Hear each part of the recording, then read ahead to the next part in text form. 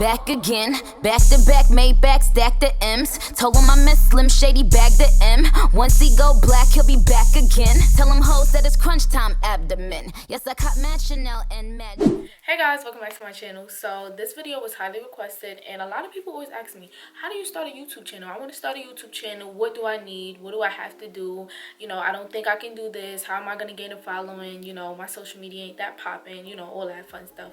So basically, I'm just making a video to answer all of y'all questions. I actually wrote a lot of notes on my phone, so hopefully I don't leave anything out. And yeah, let's just get started. My first thing with starting a YouTube is ask yourself, why do you want to start a YouTube channel? Are you trying to go into it for a certain thing? Are you trying to just vlog? Are you trying to, you know, record your lifestyle? What made you want to start a YouTube? Is it you saw somebody else doing it and you like, dang, I could do that? Or is it just like, I know I'm creative, so I just want the world to see like what I'm capable of? Some people go into YouTube with the wrong mindset and just be like, oh, that's quick money or whatever the case may be. And we'll get to that further down in the video. You just have to make sure that your intentions are right. If your intentions are wrong, they will definitely show and your channel will never grow. And the people, let me tell you something. These people in these comments, they peep everything. They can feel the energy through the screen. Like, it's really scary actually. So just make sure you're going into it with the right intentions. Also, make sure you have a creative and free mindset. Now, let's go back to years ago, like not early 2000s, I dragged it, but like 2014, 2015. YouTube was so much more fun because everybody was just being creative.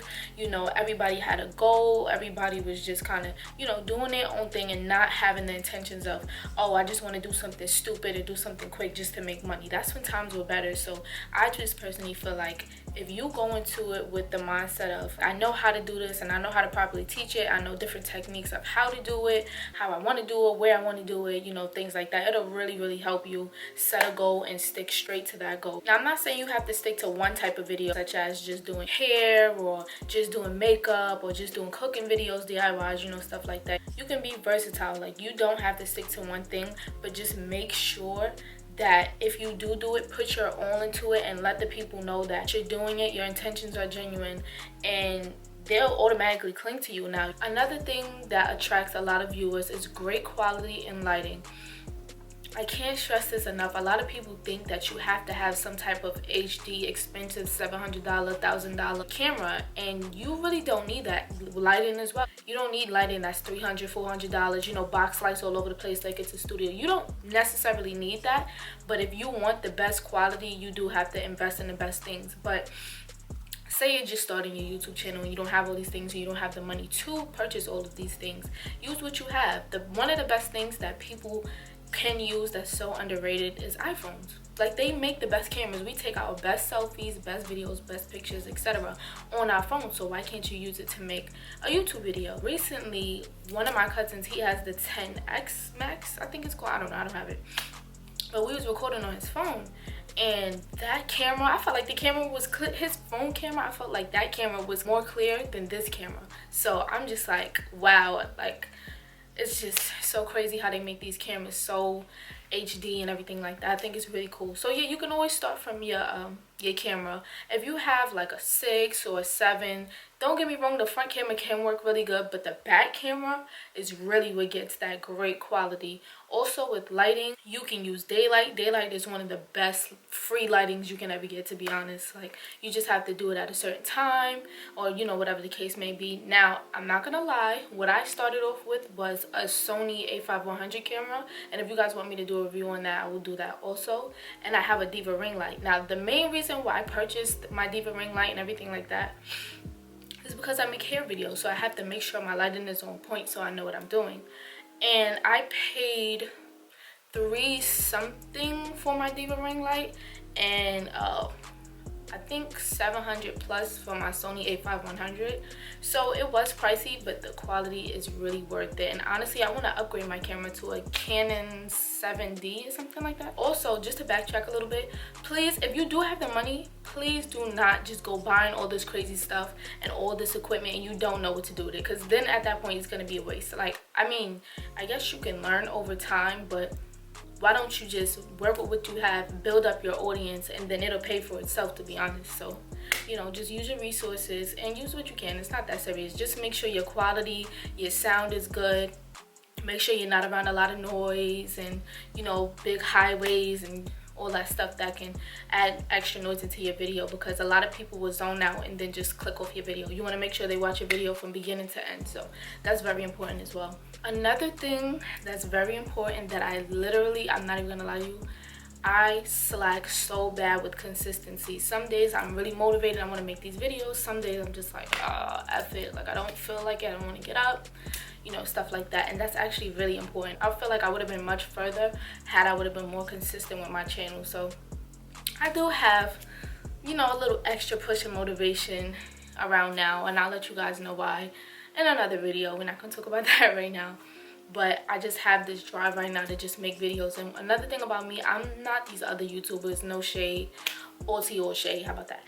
But I'm not gonna just make a video just to throw it out there. And being that I have the ability to monetize my videos, which we'll talk about later in the video, I don't want to just take advantage of it. I want to make sure all the videos that I put out is the best quality it can be, as in it's informative, or it's fun, or it's controversial, or, you know, whatever the case may be. Like, it has a purpose, basically. I just can't, if my mind is not in its creative state, I will not make a video. I just can't just film anything and just be like, here, monetize, here, give me my money. Like, it's, you know, that's corny, and you'll lose followers and you'll lose engagement. So try to stay as consistent as you can. And even if you have to fight with yourself, or, you know, it's also a good thing to actually write it down. I do write down my videos and ideas randomly. Like, if I'm out doing something random, I'm just like, oh, I could record a video doing this. I'm like, okay. So it's really good to keep a little list of things that you would like to record, so once you get into it, you're not just lost in front of the camera like, what do I talk about now? Like, you know, being all weird. So consistency is definitely key. I'm working on it, so I don't want to just, you know, push it in your face, but take my word for it, consistency is very important. On to how to make money. Now, once again, please don't come and try to make a YouTube video thinking that you're about to make all these hundreds of thousands of dollars. It does not work that easy. So when I first started my channel, they basically told me that in order for me to monetize my videos, I would have to have 1,000 subscribers and 10,000 video views in total on my channel in order to be able to monetize my videos. And I had to keep posting videos and keep posting and posting until I met that mark, so I will be able to get paid. Basically, what monetizing is just the ability to add ads to your video. So basically, the viewers watch your ads throughout the video, and the more people that watch it, the more ads that's seen, which equals money.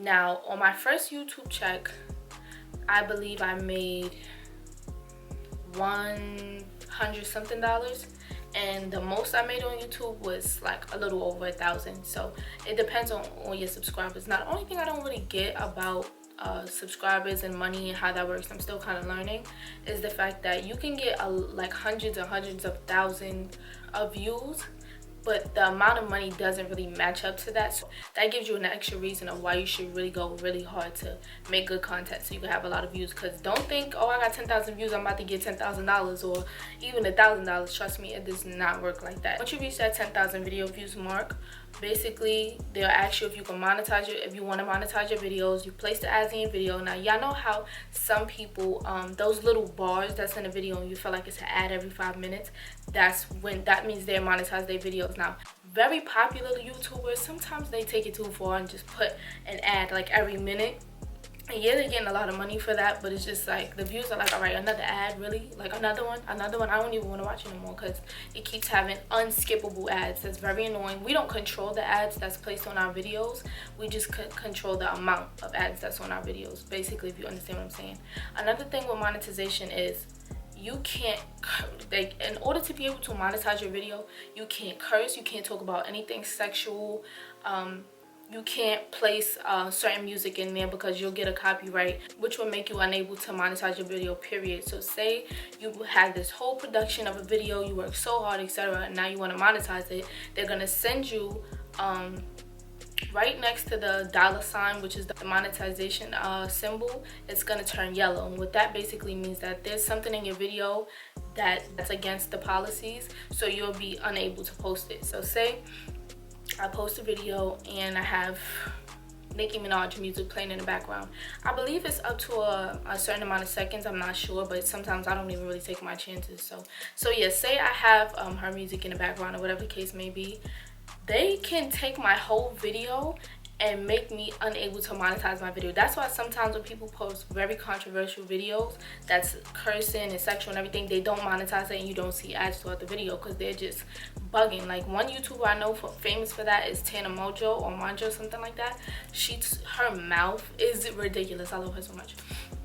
But her mouth, she cannot monetize her videos because she just curses and talks about all different types of D's and P's and B's and drugs, and she just be bugging out. But when she does monetize her videos, she gets a lot of views, so she doesn't really, you know, worry about that. Another popular question that I get on how to start a YouTube channel is how do you gain subscribers? Now, a lot of people, well, I don't want to say a lot of people, but some people already have a following on other social media such as Instagram, Twitter, Facebook, you know, stuff like that. So they just post, they'll just say, oh, subscribe to me on YouTube, and then all their followers from that social media site will transfer over to YouTube because, you know, everybody watches YouTube nowadays, so it's not that hard.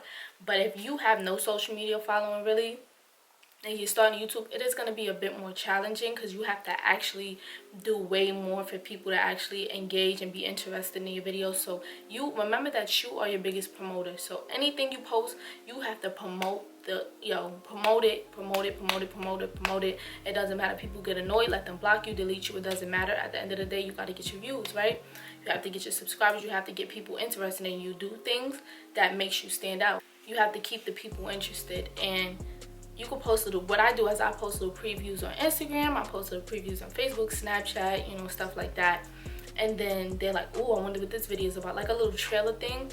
And then they'll automatically tune into my video. Now, it was a little bit different with me because I always kind of had a social media following, so it wasn't that hard to gain subscribers. I believe I started summer 2017. I did summer 2017. Now we're in November of 2018. I have 30,000 something followers, but I really worked hard. Like, I literally started from no subscribers, then up. I don't really promote my YouTube that much. I go subscribe. I only really kind of do that when I post a video, but I don't like kind of shove it in everybody's face. So people just kind of, you know, I guess see my videos and they're recommended, or you know, whatever the case may be, see it on my page, whatever. I don't even know how that works, but yeah, it wasn't that hard for me to gain subscribers. But for those of you who don't really have a following, follow those steps that I just said, and I promise you it will work. But just make sure you stand out from the others, which will make people want to watch you more. Also, another thing, I don't really do this, but another thing that's really helpful is to stay in tune with trends. You know, sometimes people have YouTube beef, some people do like drama, or you know, mukbangs or whatever it's called.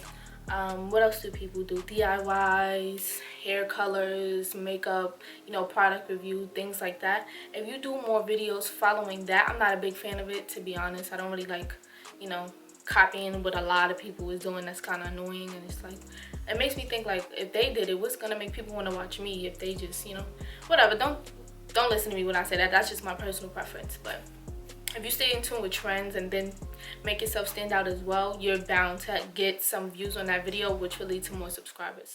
So yeah, hopefully I answered all of your questions, and hopefully you learned something from this video. If you have any separate questions, don't hesitate to inbox me or DM me, whatever the case may be. And yeah, I'll see you guys in my next video. Bye. Drip too hard, don't stand too close, you gon' fuck around and drown. Off this way, doing all these shows.